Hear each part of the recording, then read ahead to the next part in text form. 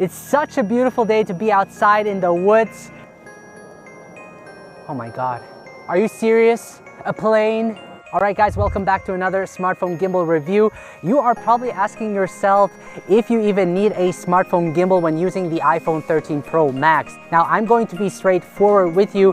The iPhone 13 Pro Max has great sensor shift stabilization. You can create some smooth looking handheld shots with it, but when it comes to longer, complex movements, nothing beats a good gimbal. It not only makes it very easy to get these creative shots, but each gimbal comes with their own unique features, and my job, you know my job man, is to help you find the right one. I believe that every smartphone filmmaker should have a gimbal for their phone, since they are small, portable, and inexpensive compared to larger gimbals. In today's video, I'll be reviewing the DJI OM5 and show you how to set it up with the iPhone 13 Pro Max to get you started shooting great looking videos. Specifically, I will give you a quick overview of the gimbal, talk about the build and design, show you how to mount and balance the gimbal, introduce you to the basic button functions, shooting and operating modes. I'm also going to walk you through the DJI Mimo app and give you the best camera settings for shooting high quality video. Talk about some of the specific features the app offers and the behind the scenes of how I use the gimbal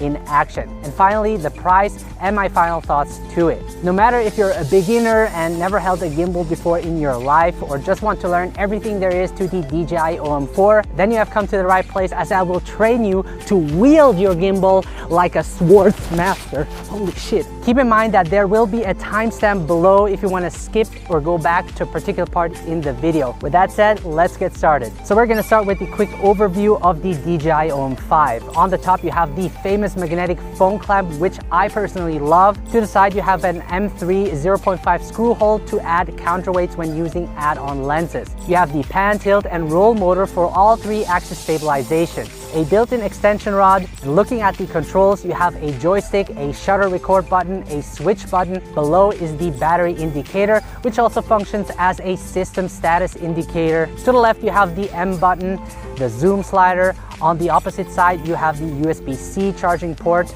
On the grip, you have the trigger button, and to the very bottom, a 1/4 screw hole to mount the included tripod.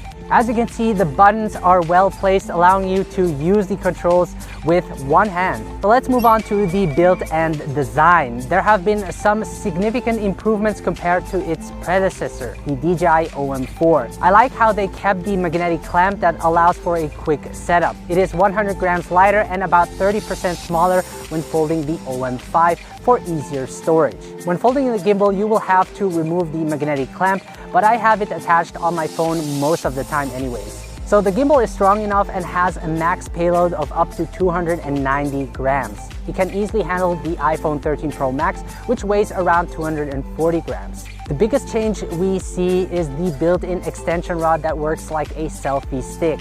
It extends as far as 21.5 centimeters, which is a good distance for those that want to vlog and have more in the frame, but also for getting unique shots, which we will be looking at later. The included tripod is great to place it on a flat surface to record time-lapse. The gimbal feels high quality and is very well built. I do like the round shape of the grip, which kind of reminds me of the OM5 can operate up to 6 hours under ideal conditions with the gimbal fully balanced. Now let me show you how to mount and balance your phone with the OM5. To unfold the gimbal, rotate the pan and tilt axis clockwise as indicated to unlock it. Then unfold the gimbal as shown. Attach the magnetic phone clamp in the center of the phone. Make sure that the camera mark is pointed towards the camera of your phone. To attach your phone with the DJI OM5, align the marks on the phone clamp and the mounting plate. So the magnets will hold the phone and the gimbal together. It's super strong, so you don't have to worry about your phone falling off the gimbal. To power the gimbal, just press hold the M button and you're ready to rumble, my friend. To operate like a pro, you should learn the basic button functions of your gimbal. Most of the gimbals work similarly. The DJI OM5 just has a few buttons, which makes it easy to use. Let's look at what the M button does. When the gimbal is turned off, you can check the battery level by pressing the M button once. To power the gimbal, press hold the M button.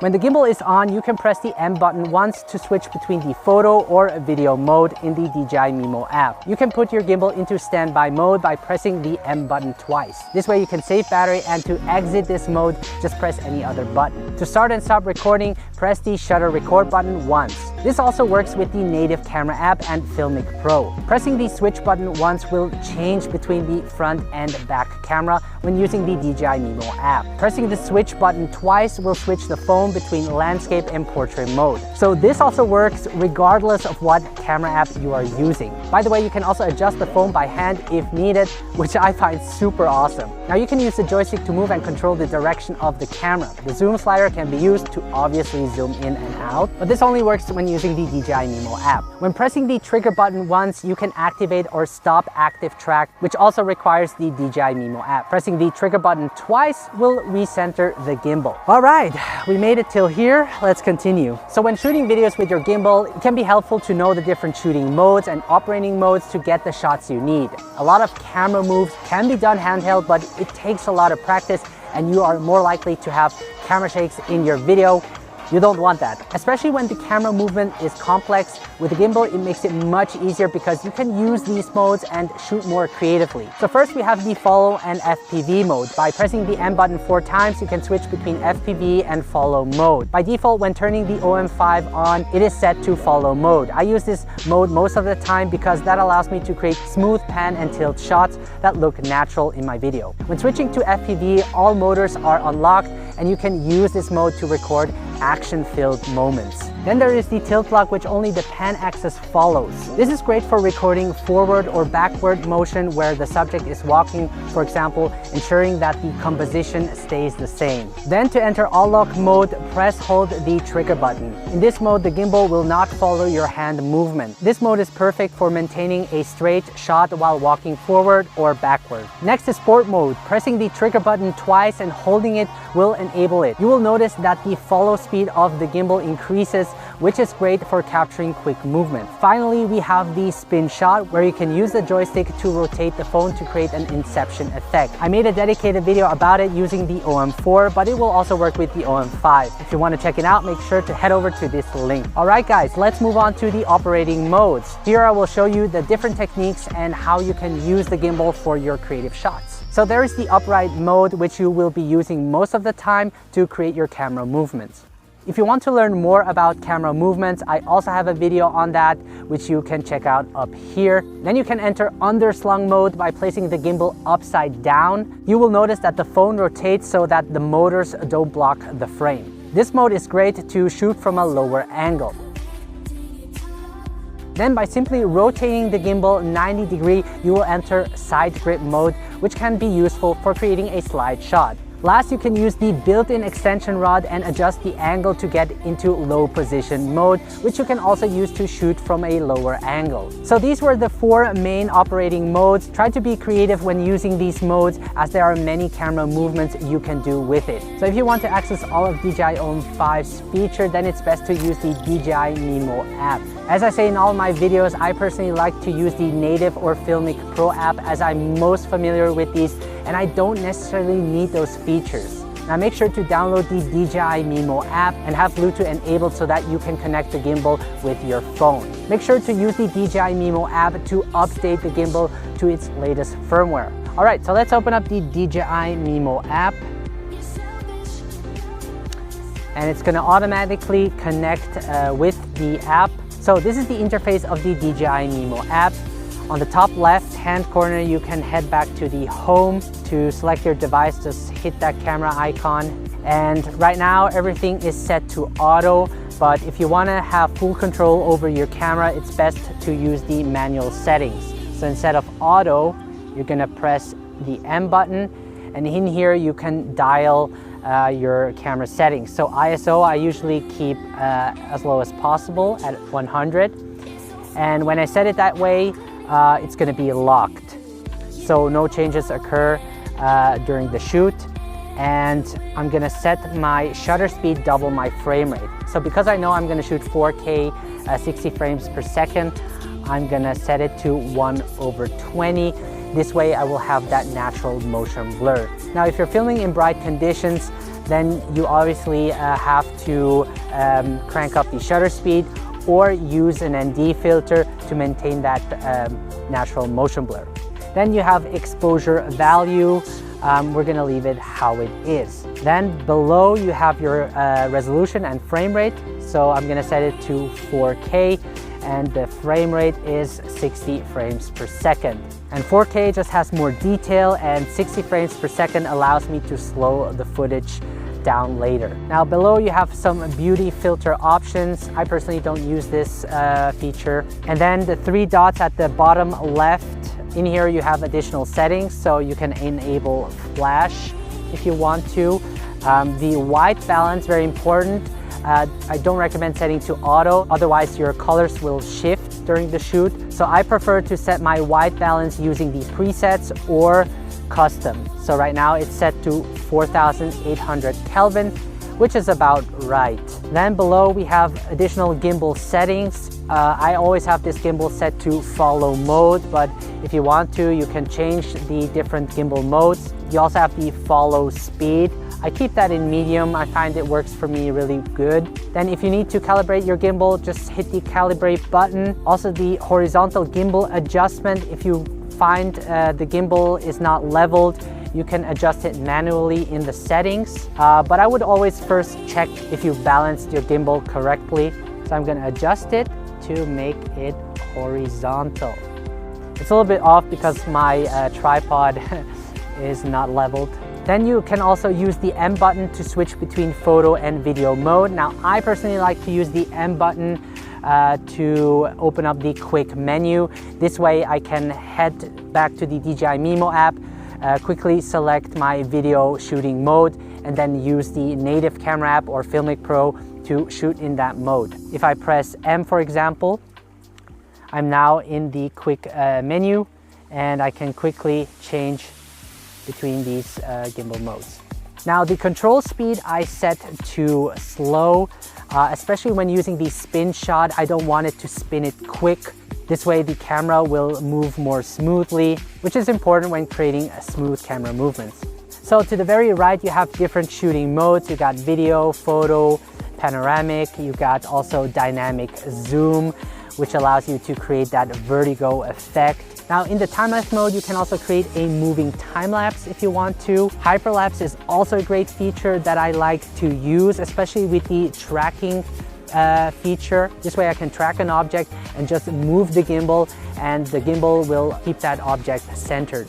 Now you also have story mode, which are video templates, which will help you make the video. So all you have to do is follow the instruction, and to the upper left you have a video tutorial that you can follow, and it will sort of create the video for you. Now to the upper right you have different symbols indicating the battery life of the gimbal and of the phone, and also the current shooting mode you're in. Top right you can switch between the front and selfie camera, which is great. So let me show you how to use gesture control. I'm gonna select the hand icon, enable it, and I'm also gonna select follow shoot, and this will also activate the tracking feature. So when I do the peace sign, it's gonna track my face and start recording, which is great for vloggers. And when I put my hands up, it's gonna stop the recording. So this is pretty cool. Now you can also activate smart tracking by pressing the trigger button once, and it will detect my face and follow it wherever I go. And it does a pretty good job at doing it. Now what you also could do is use your fingers to track an object or a person. So as you can see, by drawing a line on my face, it detects me and follows me. Now if you don't want to use the manual controls, you can also go with auto, but I suggest you lock your exposure. And to do that, you can just tap hold on the screen. As you can see, a box appears with the lock sign, which means the exposure is locked. And I can also drag down with my fingers to lower the exposure, which I recommend doing because the iPhone tends to overexpose the image most of the time.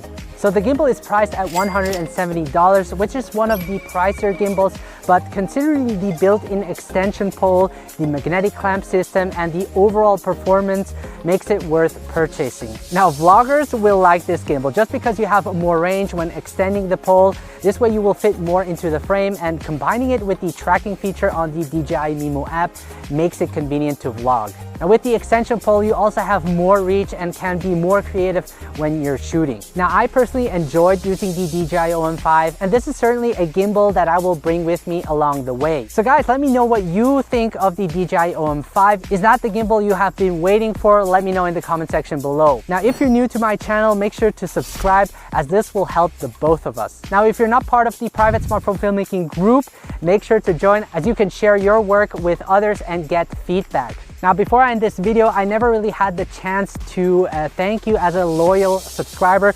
You may have noticed that we have reached 100,000 subscribers, guys, and I'm just blown away by it. And it truly feels amazing. I'm actually planning a special video, not sure when, but hopefully soon. Now by the time this video is online, I'm probably on vacation for 2 weeks. Now I will be taking a break, which means I won't be uploading a video next week. Oh my God. But I think it's important, this way I can refill my creative energy again and provide you guys with valuable content again. Once again, folks, I'll keep you updated. Stay safe.